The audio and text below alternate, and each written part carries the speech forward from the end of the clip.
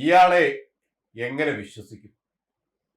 അൻവർ ഏതു തരം രാഷ്ട്രീയമാണ് കേരളത്തിന് മുന്നിൽ വെക്കുന്നത്?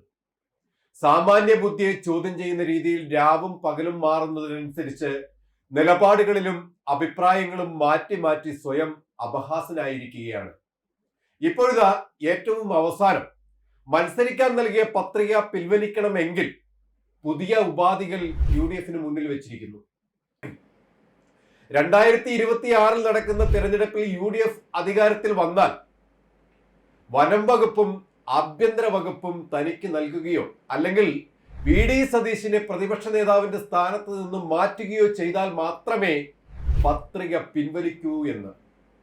അത് മാത്രമല്ല, വനം മന്ത്രി സ്ഥാനം, പോലീസ് അഴിച്ചുപണിയാൻ ആഭ്യന്തര വകുപ്പ് വേണമത്രേ.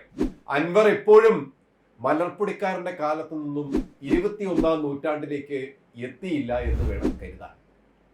UDF അടുത്ത തവണ 100-ന് മുകളിൽ സീറ്റുമായി അധികാരത്തിൽ കയറുമെന്ന് അൻവറിന് കൃത്യമായിട്ട് അറിയാം.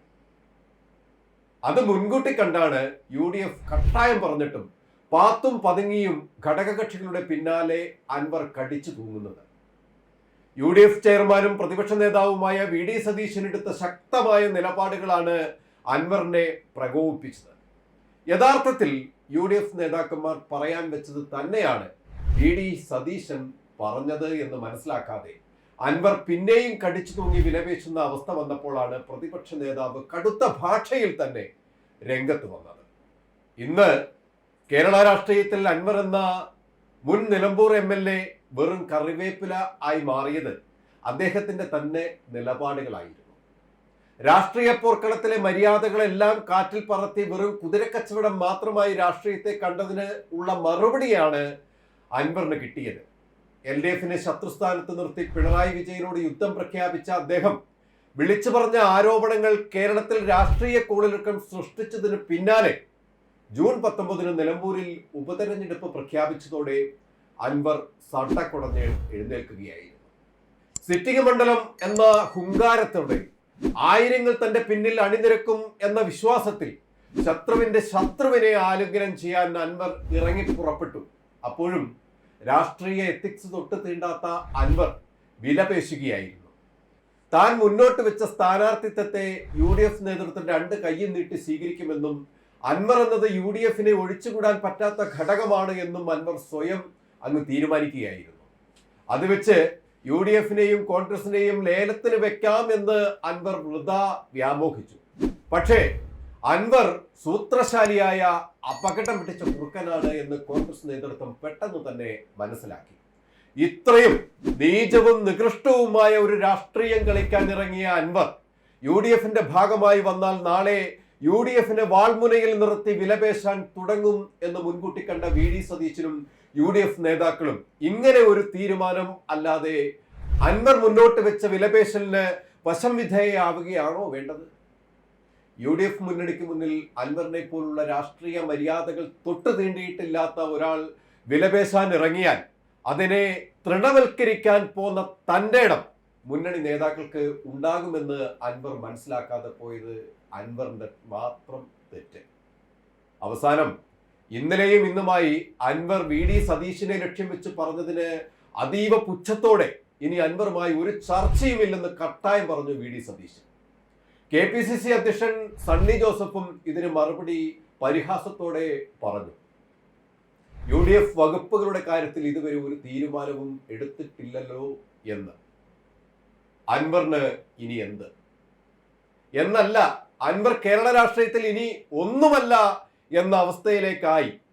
കേരളത്തിൽ ഒരു പാർട്ടിയിലേക്കും കയറാൻ കഴിയാതെ അൻവർ കൈകാലിട്ടടിച്ച് നിലവിളിച്ച് പശ്ചിമ ബംഗാളിൽ മമതാ ബാനർജിയുടെ തൃപ്പാദങ്ങളിൽ അഭയം തേടി ഇരന്നു വാങ്ങിയ തൃണമൂൽ കോൺഗ്രസ് കേരള ഘടകമുണ്ടാക്കി നിലനിൽപ്പ് ഉറപ്പിക്കാനുള്ള നെട്ടോട്ടമാണ് കാണുന്നത്. അതിൽ എത്രമാത്രം അൻവറിന് മുന്നോട്ട് പോകാൻ കഴിയും? UDF-ന് അതിലും വ്യക്തതയുണ്ട്. അൻവറിന് ഇവിടെ ഒരു ഇല പോലും അനക്കാൻ കഴിയില്ല എന്ന്. കാരണം നിലമ്പൂരിൽ അൻവർ തുറന്നുവിട്ട രാഷ്ട്രീയ ഭൂതത്തെ UDF പിടിച്ചു കെട്ടിക്കഴിഞ്ഞു. അത് ആര്യാടൻ ഷൗക്കത്ത് എന്ന സ്ഥാനാർത്ഥി പ്രഖ്യാപനത്തിലൂടെ തന്നെയാണ്. 7 പഞ്ചായത്തിൽ 5ഉം ഇപ്പോൾ UDF-ന്റെ കയ്യിലുണ്ട്. 2 പഞ്ചായത്തും ഒരു നഗരസഭയും LDFന് ഒപ്പമുണ്ടെങ്കിലും അതും ഈ തിരഞ്ഞെടുപ്പോടെ LDFന് നഷ്ടമാകുന്ന അവസ്ഥയിലാണ്. കാരണം കേരളത്തിൽ 2 ടേം പൂർത്തിയാക്കുന്ന LDF സർക്കാരിന്റെ ജനവിരുദ്ധ നയം തന്നെയാണ് ഇതിന് പ്രധാന ഘടകം. അഴിമതിയുടെ കൂത്തരങ്ങായി കേരളത്തിൽ കിരാതവാഴ്ച നടത്തുന്ന സർക്കാർ ധൂർത്തും സാധാരണ ജനത്തിന്റെ കഴുത്തു ഞെരിക്കുന്ന ഭരണവും കൊണ്ട് ജനരോക്ഷത്തെ വിളിച്ചു വരുത്തി കഴിഞ്ഞു. ഇത് കൃത്യമായി ഈ ഉപതെരഞ്ഞെടുപ്പിൽ പ്രതിഫലിക്കും എന്നും ഉറപ്പാണ്. ഈ പശ്ചാത്തലത്തിലാണ് UDFന്റെ ആവശ്യകത ജനം മനസ്സിലാക്കുന്നത്. അത് നിലമ്പൂരിൽ LDFന്റെ കയ്യിലുള്ള ഒരു നഗരസഭയിലും 2 പഞ്ചായത്തിലും സ്ഥിതിഗതികൾ മാറി മറിയും. നിലമ്പൂരിൽ UDFന്റെ ആര്യാടൻ ഷൗക്കത്തിലൂടെ ഒരു വൻ തിരിച്ചുവരവ് UDF അവിടെ നടത്തുക തന്നെ ചെയ്യും. അതോടെ അൻവറിന്റെ അവസ്ഥ പരിതാപഗതിയിലാവും.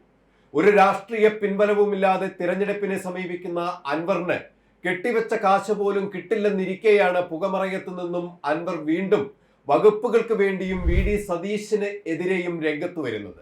താൻ ചവിട്ടി നിൽക്കുന്ന മണ്ണും വിണ്ണും തനിക്ക് മുന്നിൽ ഒലിച്ചു പോയിട്ടും നിലയില്ലാ കയത്തിൽ തുഴയാൻ പാടുപെടുന്ന അൻവറിന്റെ നിലവിളിയായിട്ടാണ് കേരളം ഇതിനെ കാണുന്നത്. അൻവറിന് ഇനി നിലമ്പൂരിൽ ഒരു നിലനിൽപ്പില്ല എന്ന് അൻവറിന് തന്നെ അറിയാം. കേരള രാഷ്ട്രീയത്തിൽ നിന്ന് തന്നെ അൻവർ തുടച്ചു മാറ്റപ്പെടുന്ന ഒരവസ്ഥയിലേക്ക് എത്തിക്കഴിഞ്ഞു. കൂടുതൽ വാർത്തകൾക്കും വിശേഷങ്ങൾക്കും ഞങ്ങളുടെ channel like, share and subscribe ചെയ്യുക. കൂടാതെ സബ്സ്ക്രൈബ് ബട്ടണിലെ ബെൽ ഐക്കൺ എനേബിൾ ചെയ്യാനും മറക്കരുത്.